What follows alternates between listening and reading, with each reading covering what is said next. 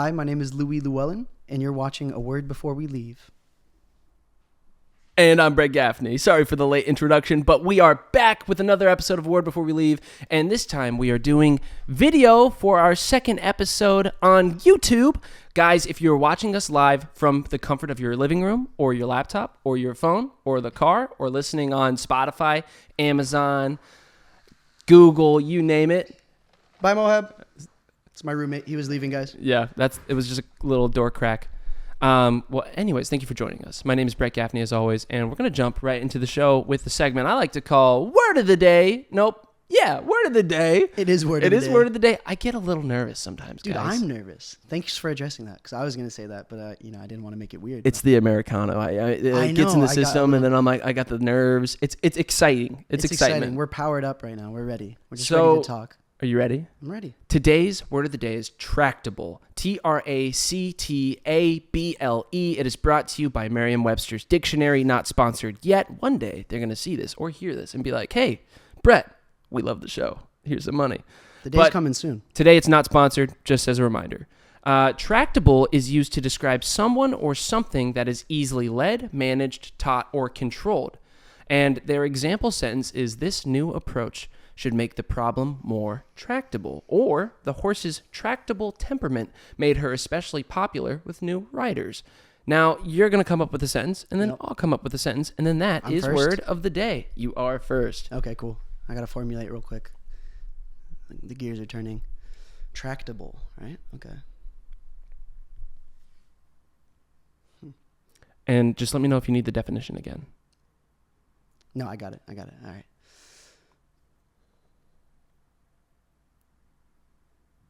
The manipulative person led along their tractable boyfriend with lies.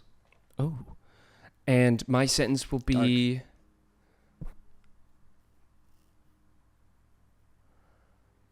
When I was a child, my kindergarten teacher described us as tractable when we were in a large group because we often would do what the other student would do and follow an example. Dude, I like that sentence. That was like a story sentence. Thank you. It's like monkey see, monkey do. Cheers. Because we were easily manipulated, easily controlled. She could gather us together like a group. So that is tractable, and that is word of the day. Now we're going to jump into the questions, and I like to segment it. It'll go kind of past, present, future with breaks in between just to give you a second to breathe.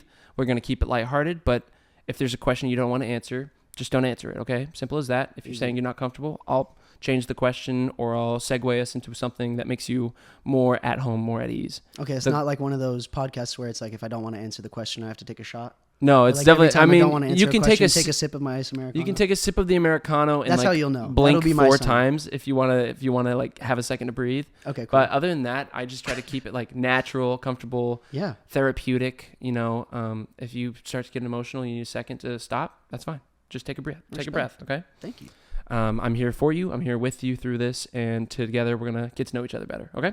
That's what I'm here for. Cool. I'm excited to talk. So Llewellyn, you live in Los Angeles right now currently, and Correct. You moved out here from where exactly?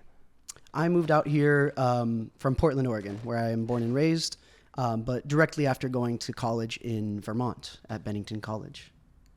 And what would you describe your experience at Bennington College like? What do you think were some of those early stages that led you to moving to Los Angeles? Oh, I think it was always in my mind. I think New York or Los Angeles was always in the forefront of my mind as an actor myself. And my experience at Bennington, to get to that, I mean, it was very, I would say, to summarize it, self-driven.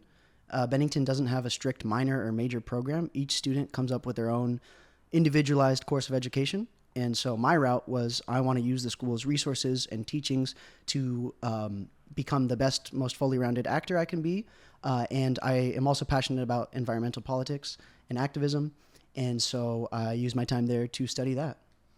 That's awesome. Now, from you talk about being an actor, I want to know, what would you say to somebody that, let's say, doesn't know who you are, maybe an audience member or someone that would come in the room and be like, hey, Louie, tell me like a quick paragraph about who you are as a person.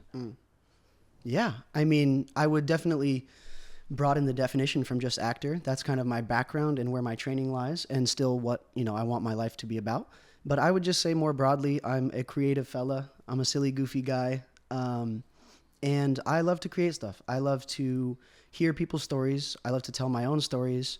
And yeah, I just think there's so much beauty, and that's where my passions lie. And I just like to try to take things day by day and have a good time. That's awesome. So this is a question I like to ask pretty much everybody on the show. I think this really gets the ball rolling for our momentum for what's to come. So Louis, what gets you out of bed every day? Iced Americanos. Cheers. Cheers to that. Meditation is a huge one for me recently. In this last year, I like to start my day with that, and it has been a huge motivator to get myself out of bed in the morning. And I would say too, just trying to enjoy the beauty of each day and to get out of bed and to try to bring joy to someone else's life. That's kind of like a daily motivator and goal for me. What got you into meditation to begin with?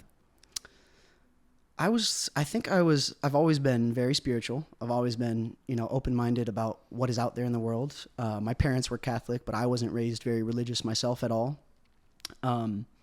So I've always been searching, and always, I've heard of different philosophies and religions. So I practice Nichiren Buddhism. It's a specific type of Buddhism, and so meditation and chanting is a daily part of that practice. So once I discovered this type of Buddhism, that's what got me into my meditation practice. Did you grow up spiritual and religious? No. I grew up, my parents are both quite like spiritual, open-minded people. My dad will go to church, like for major events, major holidays and stuff, but he never neither of my parents pushed anything on me, growing up. So it was just kind of, left to my own devices to discover what I wanted to discover. Did your parents believe in the same religion, or was your dad going to these church events for the big holidays kind of by himself? Both of my parents grew up Catholic, yes, but my mom didn't really go to church when I was growing up, so that was kind of more my dad by himself on those holidays. Sure, and but he was. Let me clarify too. So he would go to church, but I think my dad has a much broader spirituality and doesn't kind of restrict himself just to the understanding of the Catholic Church. Absolutely. Yeah. The Catholic Church is also very it's like institutional. So there's a lot of like traditions and rituals that may not be per se in like the Christian Bible, but they practice it anyways because of the institution of the church itself. And there's a lot of like hierarchy and it can get very political when it comes to certain denominations of religion. Most and I definitely. think like that can remove a lot of people from like being Catholic, but also that kind of structure does kind of bring a lot of people into it. I think spirituality and religion can come with many different perks in life. I think a lot of people on this planet are spiritual to an extent. I think we as humans have a yearning for something beyond us. And I think it's good to practice any kind of belief, whether that's even the lack of belief, like atheists are so like cut in stone. They believe there's nothing. And at least they have that kind of comfort, they have that like as long they have their answer and that's what gets them through the day. That's great. Yeah. I think, what do you think about, so religion as a whole in the world has been like on the decline. If you look at, Yeah. I think there's going to be kind of a resurgence though, as like we're living in this really like hectic political world and climate change being such a looming crisis. I think there's going to be an absolute resurgence of people. Yeah. 1 degree Celsius, 1.1. What's the world thermometer, whatever? What do they call it? I don't know what they call it. What is it? What do they call it? I don't know. There's like, I saw an article where it's like if the international temperature of the globe increases by like a degree, 1.5 degrees Celsius, then it's like catastrophe. We're too far gone. We're well on the way too. Scary stuff. Yeah, that is scary stuff. Let's keep it light. Yeah, keeping it light. We'll get to the heavy stuff at some point. Louis, what is something that you always wanted to do as a kid? With your adult life, as growing up, what was something you were looking forward to in the future as a child? Let me ask, how young are we talking? I would say as far back as you can remember. As far back as I can remember. I would say like the farther back, the better. But if there's something that's very specific where you're like, this feels like almost like a cataclysm for what created the snowball effect of my life. Like I want to like pinpoint like a specific story or moment in your life where you're like, this is what I want to do with my life. I mean, what comes to mind first broadly is I wanted to make the world a happier place, as cheesy and as cliche as that sounds, or just spread love to the world. Yeah, absolutely. Being a father is a huge part of that. I want to be a father, and I saw that from a young age and felt that desire. I think I've always been a little bit of like a caretaker, and yeah, I don't know how to tie that into what my life evolved into, but to spread joy, to spread love, and try to, make the world a better place than when I got here. And what would you say kind of spawned the want to be an actor? I think that could maybe lead us down a good path. I think I've always been a super performative person, like super storytelling, kind of life of the party in that sense of like when I'm with a group of friends, if there's not somebody who's kind of like pulling the social weight, then I'll jump in there and like spark up the conversation, start asking people questions. And so I think naturally I had that like storyteller in me. Yeah. And then it was just a matter of when I discovered in high school the feeling of being on stage and getting a reaction. When you can get, I remember I got a laugh when I was a small character in Grease the Musical. I was just a choir member, but I had this scene where I walked across the stage holding one of those old school things where you make the lines on a soccer field. Yeah. And I just did some funny little look at the audience or motion, or I like picked my butt or something. I got a huge laugh from the audience while I was walking across that stage. And that sparked something in me that I hadn't felt before. So getting a reaction for telling these stories too, just definitely... that from there, it was like no looking back. Like I want to perform, I want to be on stage, and then later turned into be in front of a camera. Yeah. And then it kind of led to Los Angeles, led to... Precisely.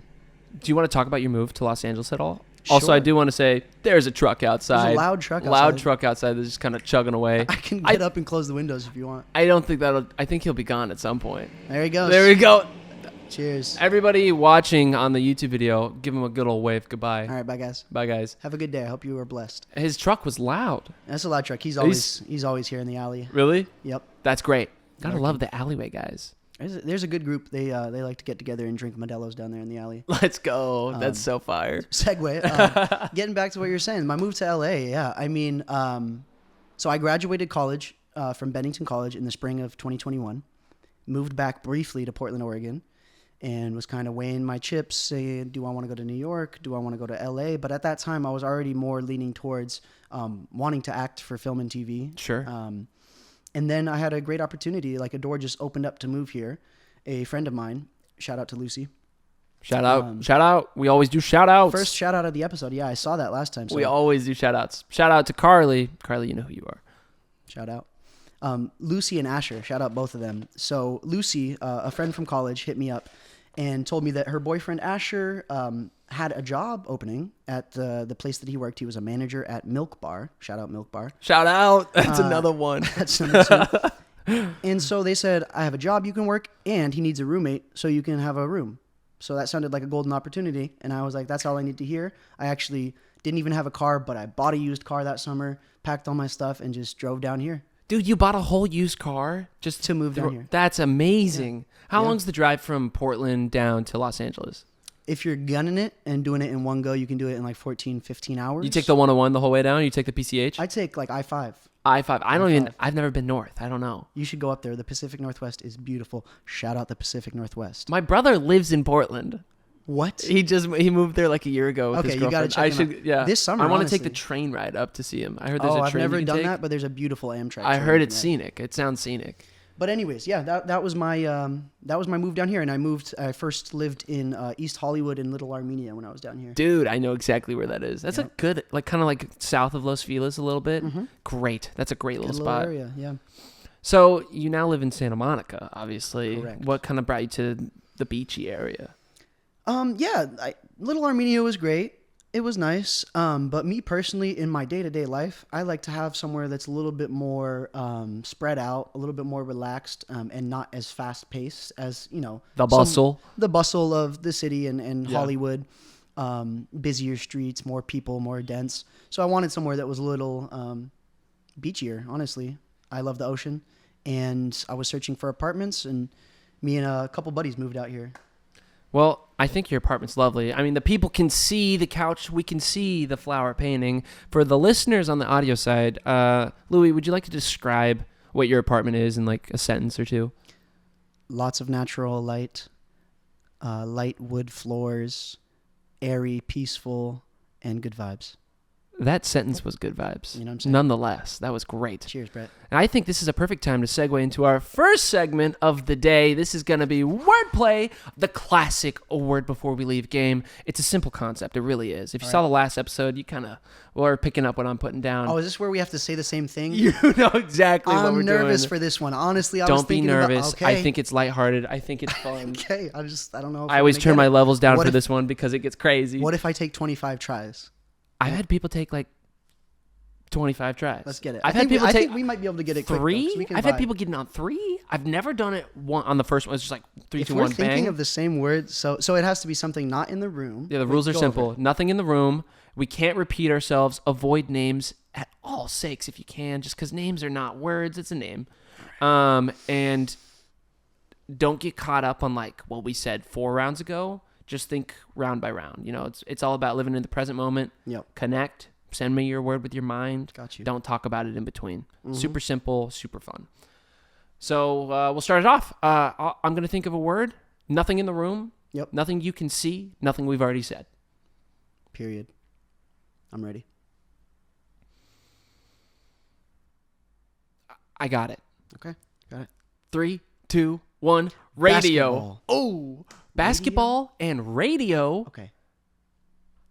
Come on. I got a word. I got a word. 3, Got it. 2, 1. Commentary. Announcer. It's like Close. That was that's really close. close. Okay, Commentary? commentator and announcer. I said commentary. Commentary and announcer. Okay. I got a word. I got a word.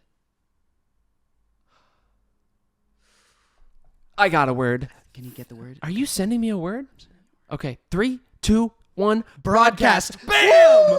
Okay, I'm fucking hyped. I'm sorry. I don't know if we can cuss on here, but 3 tries No, you can is cuss. crazy. That's 3 tries, guys. I He said I'm worried we're gonna do 25. That's 3. And Guys, can I just say I'm really proud of myself? I thought this was gonna last for like hours, but we had the vibes. We were sending each other links. 3 tries. Let's go. broadcast. I love broadcast. My broadcasting was my minor in college. Oh, really? I went to the Johnny Carson School of Theater and Film, and it was essentially Nebraska's theater program. But Johnny Carson also went there before it was the Johnny Carson School of Theater and Film, and it was just the Nebraska School of Theater at Temple, which is the building that we're in. So your background is also theatrical. Yeah. did But say. I majored in theater performance, and I minored in broadcast because Johnny Carson's exact same major was theater performance with a minor emphasis in broadcast. I think he actually upgraded that broadcast minor to a double major, which I didn't do.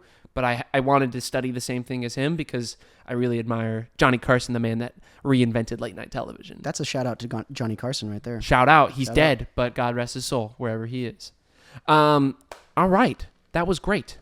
I think it's time we move into some of the more present day questions, okay? Sure. Louis, before we fully jump into this, you talked a little bit about, this is before, we don't even have this on microphone. You said something about Bosnia? I did indeed. Do you want to And what- inform the audience about Bosnia? Yeah, and I will preface this by saying a lot of Bosnians will get mad at you if you don't include the full country name, Bosnia and Herzegovina, when you say it. Bosnia and Herzegovina? Herzegovina. Herzegovina. Perfect. Bosnia Herzegovina. Perfect. Nailed it. Hey, Yes. shout out to Bosnia Herzegovina. Shout out to the Balkans. Yeah, we were talking about this before we started, but that was a very big and influential part of my life. I left public high school in the U.S. after my junior year of high school because I got accepted to a 2-year international program as part of a program called United World Colleges. Sick program. Suggest anybody who's in high school or before who happens to be listening to check it out. So they have schools all around the world, basically, and when you apply, you place your preferences, and you have an interview. It's a long application process. And I got the best scholarship offer from the school in Bosnia. So I ended up in Bosnia and Herzegovina. I went to the UWC in Mostar for 2 years of my life, from 17 till I was 19. Was there an emphasis to study, or you're just doing kind of like an international kind Just of the international, everything? it was the international baccalaureate. So if you're familiar, it's like kind of like AP programs. It's like an advanced high school learning. You can get college credits for IB classes if you get above a 5. It's like a 1 through 7 grading system. And so, yeah, it was just broad study, but you pick higher levels in the IB. So those are like your focus areas. And mine were theater, IB theater, English higher level, and psychology. That's amazing. I had a great theater teacher there. Hold on. This woman was inspiring and kind of really propelled me to continue to want to be an actor and to want to study that in college. It was a woman named Snezhana Martinovic. Shout out. Shout out Snezhana. Beautiful woman. Love you, Snezhana. She was an up-and-coming actress she was born in the city I studied in Mostar. And tragic story, up-and-coming, beautiful young actress, and there was a horrible war there in the 90s. In the mid-90s. A lot of people our age don't know about this because it's like right before we were born and it's not in like our history books yet. So that war completely uprooted her whole career, her whole country. And yeah, it made her have to like fully, I mean, for a long time, there was no industry to get back into. And so she kind of had to reset and reframe, but she taught me so much and was just such a raw, authentic teacher. And yeah, beautiful stuff. What is something you think she would say to you right now if she was here and she was addressing kind of the slowness of our current film industry? I think entertainment as a whole is in a very, very, very hard and strange spot. And I don't think a lot of people understand what it looks like to try to be in Hollywood. Everyone's like, oh, it's going to be hard regardless. But right now, specifically, it's a little harder. It's tough. What do you think she'd say to you? Louis. No, she would really. Come on, I was gonna do the throw accent. me the accent. I don't want to do that to her. Louis. I won't disgrace it. Why you not make stuff? Just do it. Get together with your friends. You know. That's what she would really. That's awesome. She would really push. What's stopping you? You know. She used to tell me stuff like that. There's nothing stopping you. There's no war. Exactly. There's not a war. We have cameras. We have friends. You have actor friends. If you want to create something, I think there's no better time to go do it. And I think you were talking about that last episode with Jack, and I just fully agree. There's nothing stopping you. So whether it's just not even a filmed product, whether it's getting together with a friend and rehearsing a scene that you guys choose together, filming stuff on your camera, like, get out there and create yourself so that you're ready when the gears are turning again, when the reels are rolling. You're on fire. You're already ready to go. You have products and practice within yourself. So I don't think there's anything stopping you. It's just you're in your own way. The times may be dire. It may feel like the world is crumbling apart, but I promise you too that there still will be plays in the apocalypse. Totally. I mean, storytelling, plays, performance will never die. That's an essential part of human life. It's always been around.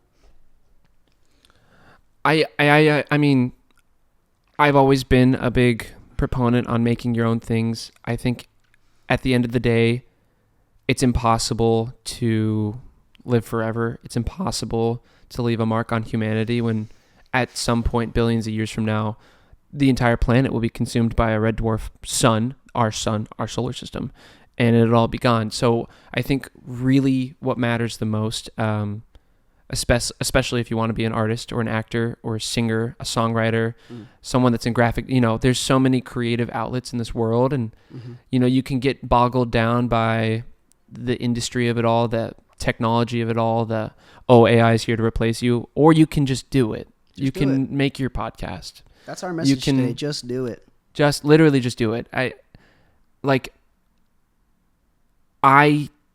do this. Yep. Not for me, but because I have to. There's something that calls me to every interview, to every person that I talk to, because I know that it may not be tomorrow, it may not be next month, it may not be next year.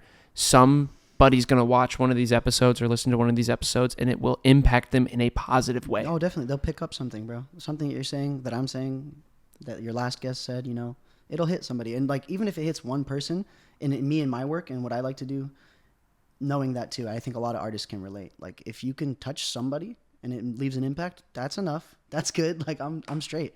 And what you said was inspiring a little segue in my mind. And just on this topic of making stuff happen. So I also, we didn't talk about this yet, but I direct music videos. I've been doing that work for like the last year and a half, eventually with the goal of directing shorts and films and writing my own projects. But the route that it's taken for me right now is directing music videos, which is something I very much enjoy. And that all started just purely off of like my own initiative and just going for it. I had a friend named Kent Osborne. Check his music out. Kent makes like the best gym music and raging music. It's like it's kind of like punk rap. I love his music, so he came out with a new song. I listened to it, and I just started getting visually inspired. And that happens a lot for me when I listen to music. I'll get like visual ideas. Yeah, you're like a very visual thinker, Very visual much so. learner. Very much so. Like, yes. So these ideas, these visuals started coming to me, and I just thought the idea came clear to me. You should plot out, Louis, what a music video for this song would look like in your eyes. Like, what would a full music video realistically look like? So I did that work, and I, got inspo pics and started making Google Slides, whatever. Approached Kent with the idea, and he loved that I had these ideas and brought that to the table for this song that he made and connected with his art in this way, that he didn't expect.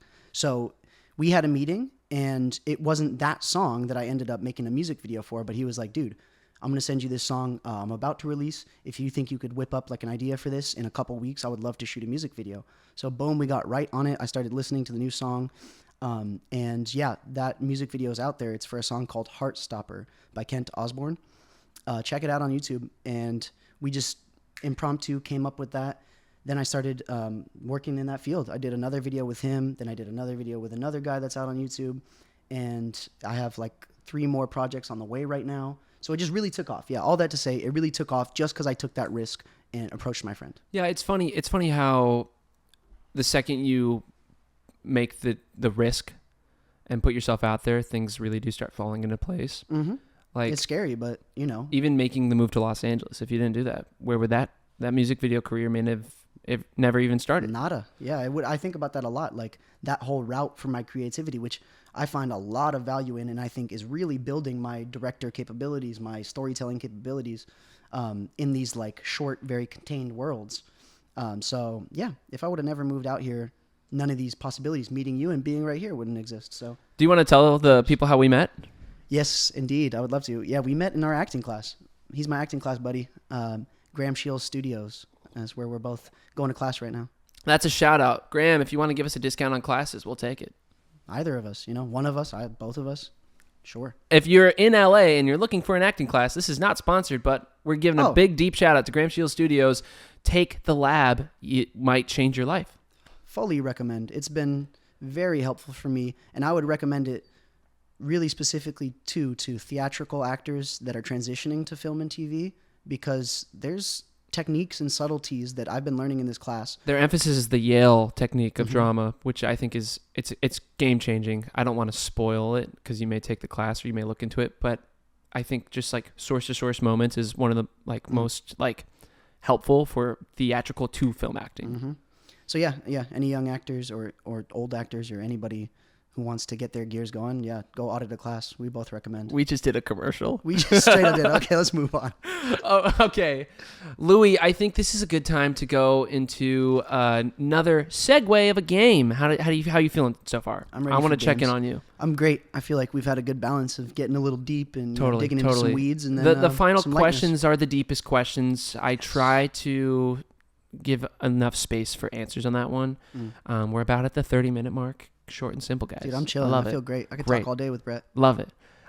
So here is what we're going to do. I'm going to give you what I like to call this one word story. Story. So we're going to come up with a story together. It's going to be kind of like an improv game. The main rule is just never say no. Just keep it going. Mm-hmm. And what I'm going to do is we're going to place the podcast in a new area of your choice, and then I'm going to present to us problems. Okay. and then we're going to try to solve the problem. So I get to choose the setting? You get to choose the where we're setting, at? and you're going to just take us to a new spot. Okay. Anywhere. So me and Anywhere. you, we're not sitting here. We are sitting where what I'm about to come up with. Okay. Very nice. Very nice. Let the imagination just kind of take control.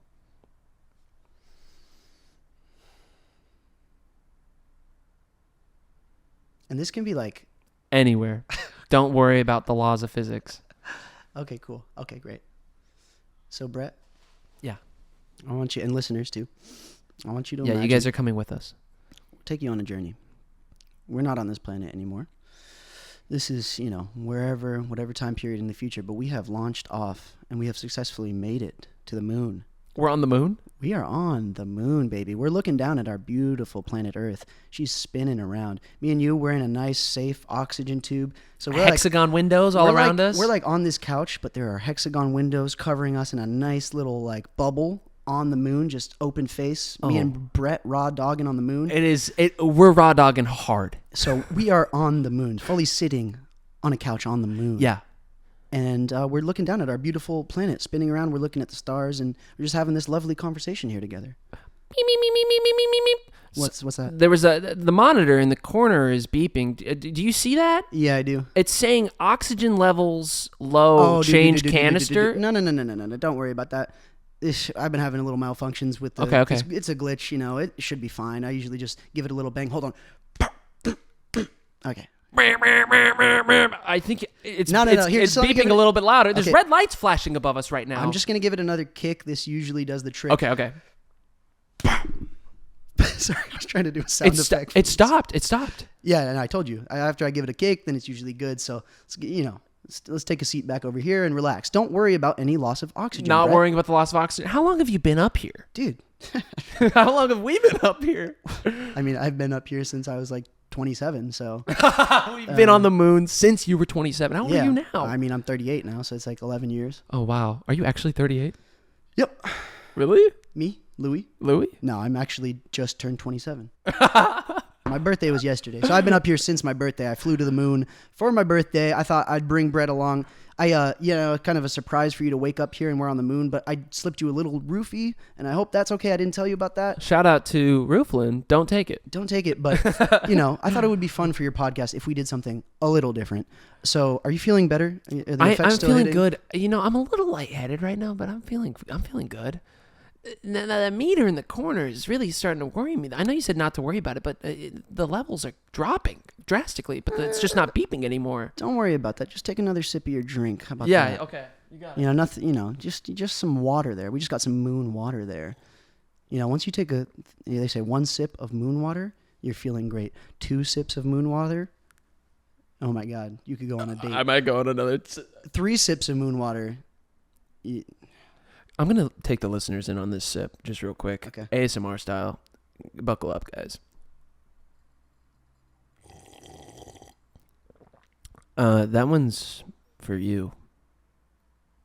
Who's that for? You. That sounds like a special shout out. I'm not saying who.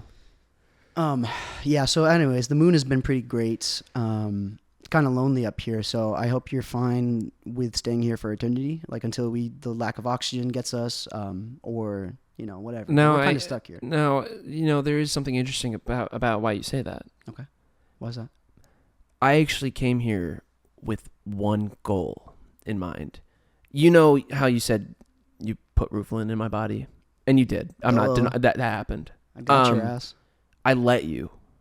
I saw you slip it into my drink back in Santa Monica. Uh-oh. I kind of was in and out of consciousness when I was getting on the rocket ship, and I also I know the truth about the oxygen meter in the corner. And the truth is that you bastard.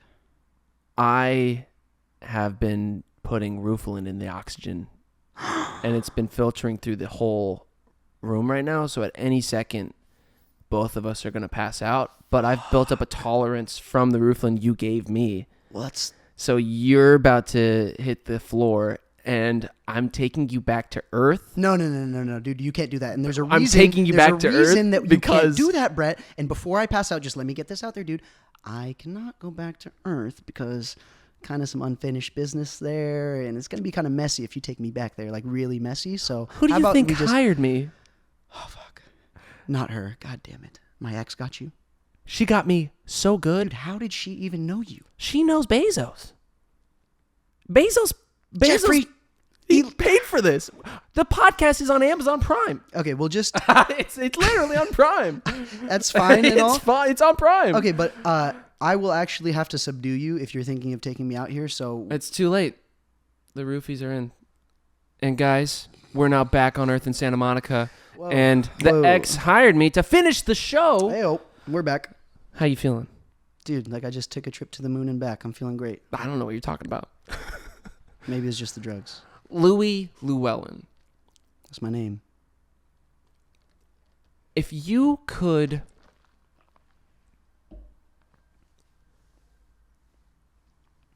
go back in time and give a word of advice to 5-year-old Louis, what would you say to him to just give him hope?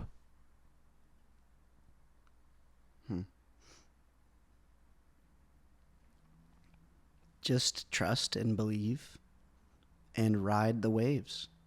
But just continue to trust your voice, your vision, and believe in yourself. And bad times are going to come. Just ride the waves. Just keep putting one foot in front of the other, young Lou. Yeah, and just don't let the hard times stop you. You got this. You have everything you need inside you. So just have faith in yourself and have a good time. And what do you think 80-year-old Louis would say to you right now?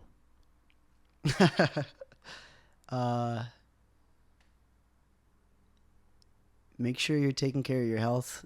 Stop smoking. And just don't wait. Just do what you want to do. Do that thing now. Make that risk. Take that risk. Take that chance now. And don't hesitate. Don't procrastinate and put things off any longer.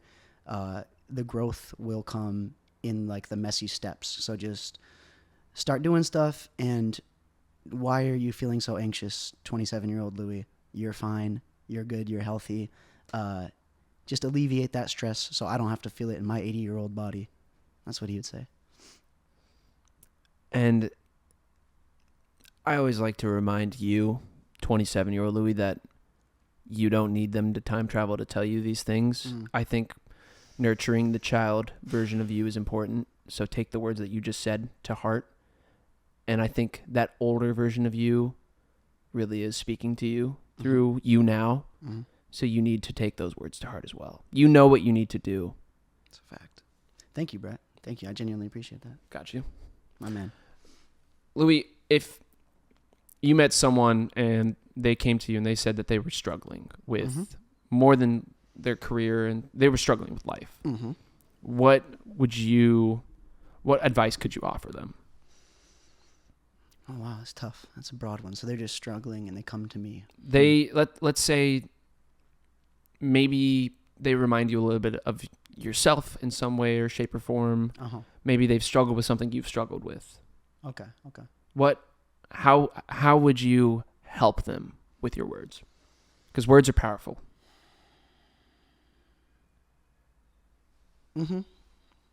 Yeah, I would definitely, and I think I've been instructing myself to do this more in the last year. Take all that love that you have, that expansive love in your heart that you want to give to others, that you want to share with the world, and just turn it inwards. Turn that love around and really spread it through your own body and give yourself that real care, not some bullshit facade of like self-love, but really just give yourself that warm light, that warm energy, and really have patience for yourself like you have patience with others when they're going through a hard time and you want to assist others. Assist yourself and do what's right for you. It's okay to kind of disappear and do what you need to do to protect your peace and your energy. But yeah, I would also just say meditate. Meditate or find some form of spiritual, religious prayer practice, prayer or meditation, or some centering activity, I think will really benefit you. I think just breathe through it and know that this is temporary. I think that's like people say it all the time when people are struggling, but I think it's the most helpful piece of advice is that there is another side to this. This is not a permanent hole you're stuck in. This is not forever. It's going to get better. You're going to have a different perspective on it a week, a year from now than you do right now. So just keep going, and I think that's kind of a theme of what I've been talking about in these things. But yeah, I would tell them to keep going and to just love yourself. And what would you say to the person that is experiencing bliss, love, the peak, the mountain view? What would you say to the person that feels like they're on top? Breathe into it and enjoy it, but don't get swayed too heavily in either direction. Don't let that high that you're feeling now consume you and make you act out of character or make you forget who you are.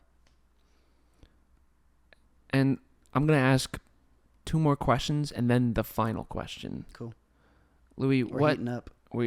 And the final question is probably the most important and biggest one for me personally and for the show. Mm-hmm. So feel free to think on that. Quick temperature check. How are we doing? Like, am I an okay guest? Are we hitting the segments well? I don't know. We're doing great. We're doing absolutely amazing. Right, I'd cool. say that's not up for me to decide. That's up to them. Time. But I'm having a great time too. Yeah. The show always gets better and better. I mean, that's just a fact. Like there's never been a bad moment on A Word Before We Leave, in my opinion. Listeners and guests, the truck is back. Welcome back. Shout out to the Modelo Alleyway guys. Yeah. Shout out. I think they're going to start slapping some music. Hopefully it's not too loud. Let's get back to the question. Louis,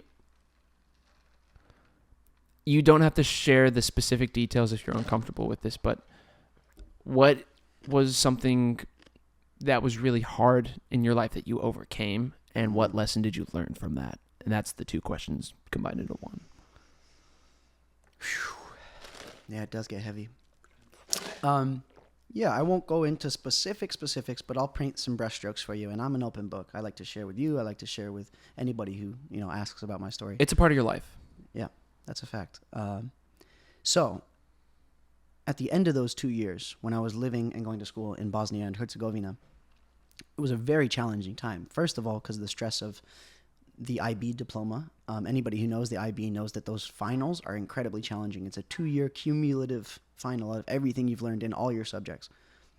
So that and a number of other emotional stressors, I was going through a really hard time. And I went through a severe mental health breakdown right about the time. It was like happening. I was going through this manic depressive episode kind of before, right at the end of graduation there. But right after I graduated and upon my return home is when my mental really snapped. I'll tell you honestly, Brett, I lost it. I was not myself at all. My mental was broken down. And I really had to build myself up bit by bit. I took a gap year after that and I was back home in Portland, Oregon. Oh, yeah. A big, heavy memory does come up to mind because the person who literally helped me, my friend, my brother, who got me through that year, without him, I would not be in the same condition I am today. Michael Waters, who passed away last year in September, he kicked it with me every day of that year. And we just did simple stuff. He was just a friend for me when people were kind of scared of me. Not, scared, but I was a shell of myself. So for a lot of people, for a lot of my friends, that was hard to see. Michael was never fazed by that. He would just come over. I'd go over to his. We'd play video games every day. Whatever. Getting too deep into the weeds. But I got through that really hard mental breakdown just through time and just through daily friendship and just simple activities. Connecting. I really connected back to my core of who I was, of just going out and playing basketball with Michael, playing video games and shooting the shit, and just living my life without all these external pressures that I had been putting on myself, especially at my graduation time and this big life-changing period of where am I going to go to college? All these questions. What am I going to do with my life? I want to be an actor. I want to be successful. And so I had all these pressures, and all my world kind of crumbled down, and I like burnt the house down. And the lesson that I learned from all of that is your mental health is not to be taken for granted. It is super fragile, and it can break like a bone in your body. So be wary of the warning signs is what I learned. And I think I'm really grateful that I went through that hard time, because now I know myself better and I know how bad it can get. So when I'm feeling like the stresses and the warning signs, I have my own ways to center myself, relax myself, get back to square one, not let it spiral and spiral and spiral and go down that line. That was a long answer. That was a perfect answer. Louis, this is the final question. I want to thank you before I ask this, for being vulnerable and honest with us. I know that those answers are what really matter to the people that stick all the way through the end of the episode. Those are the answers that they're looking for. Love. Those are the answers that help other people, because your experience, your triumph, your adversity, your emphasis on the importance of mental health, that matters. Mm-hmm. I just want to remind you on that. Thank you. That was a great answer. Thank you. Louis Llewellyn, would you care to share a word before we leave?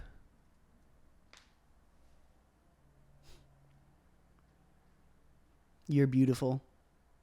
You're loved, even if you don't feel it. And listen to that gut in your stomach. Listen to that gut instinct, that gut voice. Too often I have ignored it, and it always comes back around to bite you when you ignore that voice. So trust your gut, be courageous, and don't let somebody shake your strong and beautiful perspective. You are who you are, and that's what makes you you. We need more of individuality and you in the world. We don't need carbon copies of one another. So, talk to your friends, talk to your family, and just before I leave, I just want to say, enjoy this current breath that you're taking right now in this moment. Just check in with yourself, give yourself a self hug, and have a beautiful day. Can we take a breath together? Yeah, let's do it. Like a nice deep one.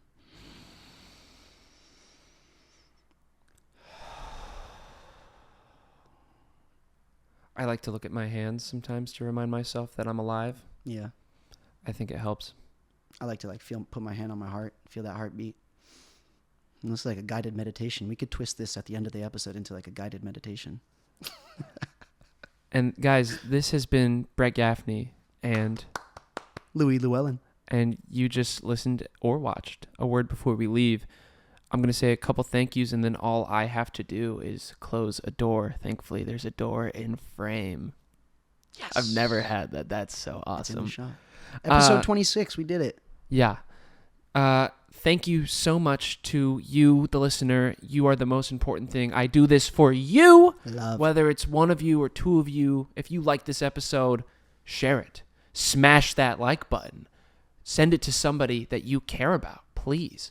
The more people that get to see this help us keep the show going, and that means we as a collective people get to understand the world a little bit better through these stories, through Louis' experience, through our other guests' experience.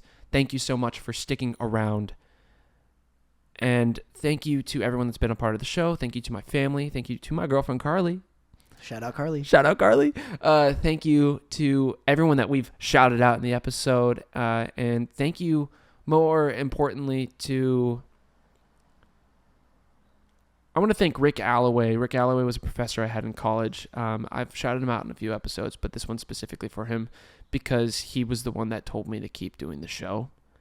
He had me do the first episode as an assignment for my minor, and it's now about exactly 2 years since I graduated college, and I'm still doing it, and I had no idea what this would become, but thank you, Rick, for inspiring a student that was uncertain on the future of what a podcast could be. Thank you. Again, this has been Brett Gaffney and Louis Llewellyn, and you just listened to A Word Before We Leave, and maybe you too can take a leap of faith and reach out to somebody that you don't know that well, Yeah. that you want to know better. Have a conversation. Go get a coffee. Absolutely. And now I get to do the phone. Yay, that was a great time. I don't want to scare your cat. Oh, she's good. I'll be gentle with this. Yeah. That's the episode.